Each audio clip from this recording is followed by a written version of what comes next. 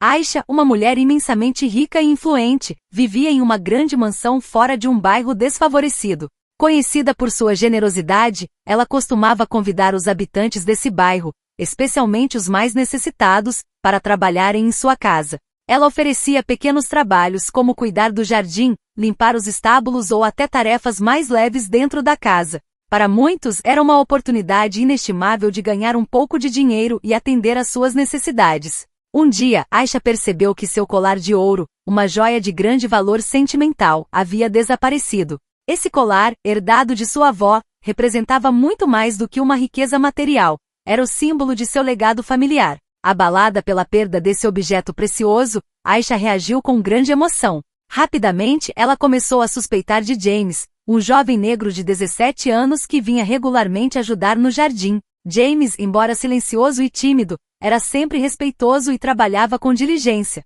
No entanto, em meio ao pânico e à raiva, Aisha deixou que seus preconceitos e desconfianças falassem mais alto. Aisha, ainda furiosa, continuou a percorrer os corredores, seus pensamentos fixos na perda de seu colar e na traição que sentia. Ela se lembrava perfeitamente da última vez que viu James no jardim, silencioso, mas atento a cada detalhe. Foi ele, eu sei, pensava ela, enquanto uma raiva silenciosa crescia dentro dela. Chegando na sala de audiências, convocou imediatamente todos os empregados, incluindo James. Eles chegaram com a cabeça baixa, preocupados com a reunião repentina.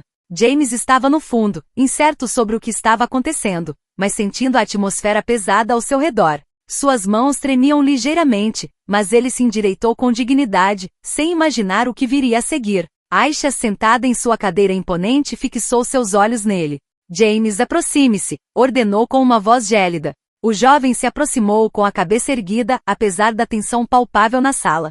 Onde está meu colar? Perguntou ela, suas palavras ressoando como um golpe de martelo no silêncio. James, confuso, franziu ligeiramente a testa. Seu colar, majestade? Eu não entendo. Aisha, cada vez mais irritada com o que percebia como uma tentativa de dissimulação, levantou-se abruptamente. Não se faça de inocente. Você foi o último a estar no jardim, perto da minha janela.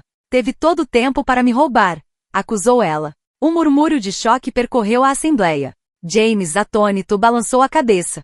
Não, majestade, eu lhe asseguro que não peguei nada. Eu jamais tocaria em suas coisas. Samira, que estava afastada, observava a cena com grande apreensão. Ela sabia que Aisha era profundamente apegada a esse colar, mas temia que essa raiva descontrolada a levasse a cometer uma injustiça. Majestade, talvez pudéssemos revistar os lugares antes de tirar conclusões, tentou Samira com cautela. Aisha ignorou e voltou-se novamente para James. Eu não vou tolerar que você me minta.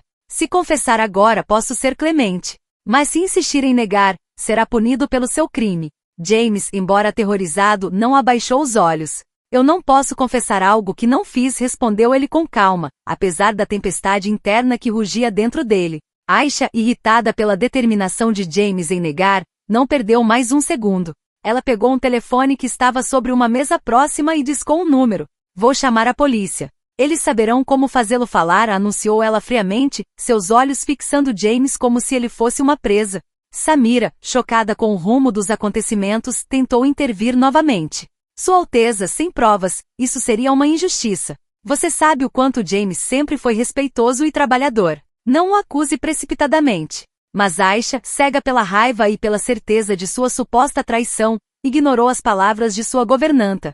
Não há dúvida, Samira. Ele é culpado. Poucos minutos depois, policiais, acompanhados por um comissário, chegaram ao palácio sem fazer perguntas, como se estivessem habituados a atender rapidamente aos pedidos da poderosa Aisha. O comissário, um homem de meia idade com um olhar duro, aproximou-se dela com uma reverência. Majestade, recebemos seu chamado. Como posso ajudá-la? Aisha apontou para James sem hesitação. Esse garoto roubou meu colar. Levem-no para a delegacia que ele explique a vocês. James, pálido e atordoado, não encontrou palavras. Ele sabia que não importa o que dissesse, suas declarações de inocência não teriam peso diante da influência de Aisha. Os policiais o cercaram, e sem delicadeza colocaram-lhe algemas nos pulsos. A multidão de empregados, silenciosa e impotente, assistia à cena com desconforto visível. Samira, desesperada, lançou um último olhar de súplica para Aisha, mas esta permaneceu impassível. James foi conduzido, com as algemas apertadas, para fora do palácio. Os outros empregados abriram caminho em sua passagem, com o coração pesado. Eles sabiam que não havia como se opor à decisão de sua patroa. A caminho da delegacia, James permaneceu em silêncio, o rosto tenso. Seu coração batia acelerado, não apenas pelo medo do que o aguardava, mas também pela injustiça que sofria. Ele não havia roubado nada. Nunca tocou em nada no palácio de Aisha. Não entendia por que ela o estava acusando dessa forma. Na delegacia, o interrogatório começou sem demora. Os policiais, sob a influência de Aisha, nem se preocuparam em buscar provas concretas antes de submetê-lo a uma intensa pressão. Onde está o colar, James? Perguntou um dos policiais em tom seco. James, ainda perplexo, respondeu firmemente, eu não o peguei. Nem sei como ele é. Apesar de suas negativas, os policiais continuaram a questioná-lo, tentando fazê-lo confessar um crime que não cometeu. As horas passaram, e James sentiu o desespero crescer dentro dele. Enquanto o tempo passava na delegacia, James se sentia cada vez mais encurralado pela ausência de provas e pela pressão insidiosa dos policiais. Ele sabia que não o acreditavam, que estavam convencidos de sua culpa. No entanto, ele era inocente. Os dias passaram e Aisha, ainda persuadida de sua vitória, assistiu ao processo judicial que se seguiu. James, sob o peso das acusações, foi declarado culpado apesar da falta de provas tangíveis. Sua sentença foi severa, a cadeira elétrica. No dia da execução, a atmosfera era pesada. James, acorrentado e cercado por guardas, estava diante da cadeira. Ele sentia um medo paralisante, mas ao mesmo tempo, uma determinação crescente. Enquanto se preparava para enfrentar o irreversível, relembrava todos os momentos de sua vida, questionando como havia chegado até ali. Na sala de execução, as testemunhas estavam presentes, algumas curiosas, outras ali simplesmente por obrigação. A tensão era palpável. Justo antes que os guardas o amarrassem na cadeira, James, com uma voz clara e forte, pediu a palavra. Esperem, gritou ele, surpreendendo a equipe. Todos se voltaram para ele, intrigados com sua audácia. Tenho algo a dizer. Antes que seja tarde demais, quero revelar a verdade. O responsável pela execução, surpreso, assentiu. Vá em frente e fale. Mas seja rápido. James, erguendo-se com coragem, fixou o olhar nos espectadores. Não fui eu quem roubou o colar. Vocês precisam saber quem realmente o pegou. É a Aisha. Ela planejou tudo isso para me fazer parecer culpado. Um murmúrio percorreu a sala. Aisha, presente entre as testemunhas, empalideceu. Ela se levantou, os olhos arregalados de medo e raiva. Você está mentindo, James. Isso é impossível. Mas James continuou com a voz tremendo, mas firme. Eu sei que você sempre quis se livrar de mim porque eu te lembrava da pobreza. Mas sou inocente. Vi o que você fez. Sei que você escondeu o colar em outro lugar. Os policiais perplexos trocaram olhares. Um deles, visivelmente tocado pelo testemunho de James, se aproximou. O que você quer dizer com isso, James? James, sentindo uma luz de esperança, explicou. Eu ouvi uma conversa entre Aisha e um homem que ela contratou para gerenciar seus negócios. Ela disse que estava pronta para fazer alguém levar a culpa se isso a ajudasse a se livrar de uma testemunha incômoda. O silêncio na sala era ensurdecedor. Aisha, percebendo que seu estratagema estava prestes a desmoronar, tentou defender sua inocência com palavras confusas e apressadas. Mas a dúvida havia sido semeada. O responsável pela execução levantou a mão. Não podemos prosseguir com a execução sem investigar mais. Nesse momento, a tensão na sala diminuiu ligeiramente. Os policiais levaram as declarações de James a sério e decidiram abrir uma investigação imediata. James, aliviado mas exausto, sabia que havia conseguido semear a dúvida na mente daqueles que o julgavam. Sua vida poderia estar salva, mas ele ainda tinha um longo caminho a percorrer para provar sua inocência e revelar a verdade sobre Aisha.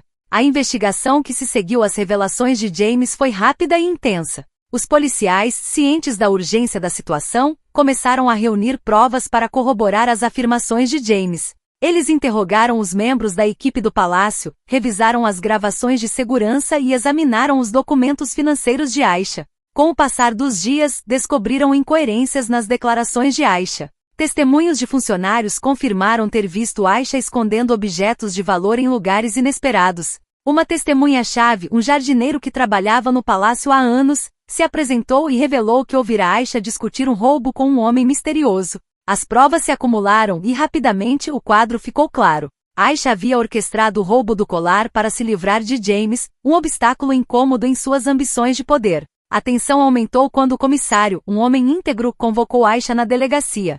Durante seu interrogatório, ela tentou negar as acusações, mas as provas eram contundentes. O comissário mostrou-lhe imagens de câmeras de segurança onde ela aparecia escondendo o colar em um cofre pessoal. Diante da inevitabilidade da situação, Aisha, perdendo a compostura, começou a gritar: "É uma conspiração! Vocês não entendem, eu sou a vítima aqui." Mas suas protestos caíram em ouvidos surdos. Os policiais a escortaram para fora do escritório, algemada. O julgamento de Aisha ocorreu logo em seguida, e as provas se acumularam contra ela. Os jurados, convencidos de sua culpa, levaram apenas algumas horas para proferir seu veredicto: culpada de roubo e conspiração. Sua sentença foi a mesma que ela impôs a James, a cadeira elétrica. No dia da execução de Aisha, uma atmosfera de justiça pairava sobre o local. James, libertado, mas ainda marcado pela experiência, assistiu à cena. Ele sabia que não apenas escapara da morte, mas também havia conseguido fazer a verdade emergir. Na sala de execução, Aisha, ainda arrogante apesar de sua situação, estava diante da cadeira elétrica. Ela tentou apelar para sua influência, mas seus gritos de desespero foram abafados pelo silêncio determinado das autoridades. "Eu não sou culpada. Vocês não podem fazer isso", gritou ela enquanto os guardas a amarravam. Mas seus gritos não conseguiram abalar a convicção daqueles que a cercavam. James, embora aliviado, sentiu uma emoção conflitante. Não sentia alegria ao pensar em seu sofrimento. Afinal, ele viu que a ganância e a manipulação podiam fazer a uma pessoa. Quando a corrente foi ativada, a luz da verdade explodiu na sala, como um eco de justiça. Aisha, a rainha deposta, recebeu seu castigo, e James se sentiu finalmente livre. Ele sabia que precisava reconstruir sua vida, mas estava determinado a nunca esquecer as lições aprendidas com essa experiência. A história de James se espalhou pela comunidade, transformando seu sofrimento em um símbolo de esperança e resiliência. As pessoas começaram a falar dele não apenas como um simples empregado, mas como um herói que teve a coragem de desafiar o poder e fazer a verdade prevalecer.